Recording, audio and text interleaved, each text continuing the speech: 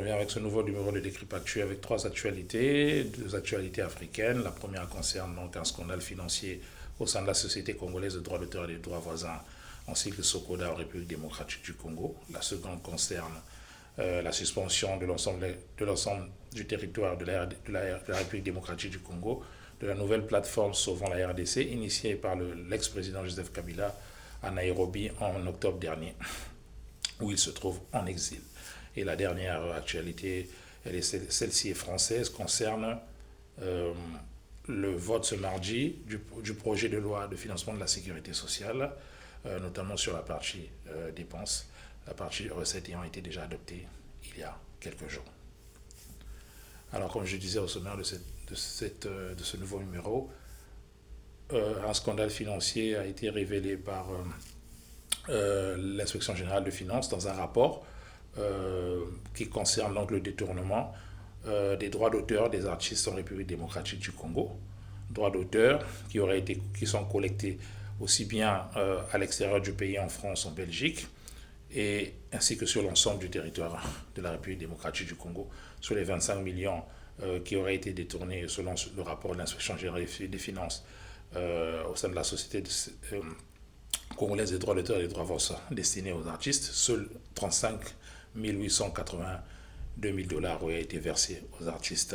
Ce rapport révèle donc la gestion opaque au sein de l'administration de la Sokoda sur les droits d'auteur des artistes qu'ils collectent selon les pouvoirs qui lui ont été conférés donc par l'État de la République démocratique du Congo, qui, selon l'ordonnance loi 086-033 du 5 avril 86, donc accorde donc attribution et pouvoir à la Société congolaise de droits d'auteur de l'exploitation, de la gestion, de la collecte des droits d'auteur en République démocratique du Congo. De son côté, en sa qualité de PCA, président du conseil d'administration de la dite entité, le célèbre artiste Josarnio Kalongo réfute en bloc ce rapport et ses accusations concernant le détournement de ces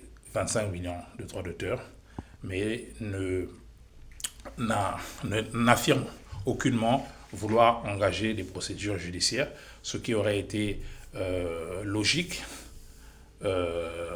puisque là, ce rapport qui a été relayé donc par plusieurs médias, notamment Africa Intelligence, jette donc un discrédit sur l'intégrité, son intégrité morale et celui de son équipe. Donc le mieux aurait été d'engager une action judiciaire pour pouvoir permettre à la justice de mettre en lumière, de révéler la vérité sur ces questions. Il n'en est rien jusqu'à présent. Nous espérons que de son côté, le président du conseil d'administration, Josarnio Kalongo, le célèbre artiste congolais, et son équipe engageront une action judiciaire pour pouvoir redorer leur image, puisque ce rapport jette donc un discrédit sur l'intégrité morale, sur la gestion des droits d'auteur, l'intégrité morale sur les gestionnaires de la Société congolaise des droits d'auteur et des droits voisins en République démocratique du Congo. La deuxième actualité concerne donc la suspension de l'ensemble du territoire de la République démocratique du Congo, des activités de la nouvelle plateforme politique Sauvons la RDC, qui a été initiée par le président Joseph Kabila depuis son exil à Nairobi au mois d'octobre dernier.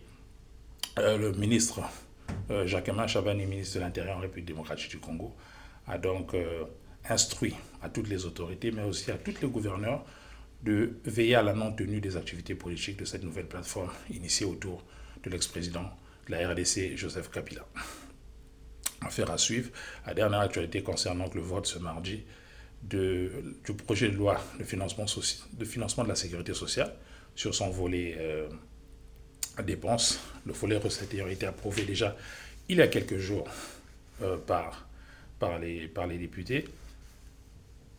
Selon de nombreux observateurs, un vote positif de ce texte sur sa partie dépenses est loin d'être acquis, notamment compte tenu de l'opposition du Sénat à la suppression de la réforme des retraites. Nous y reviendrons dans un prochain numéro d'ici quelques jours. D'ici là, portez-vous bien.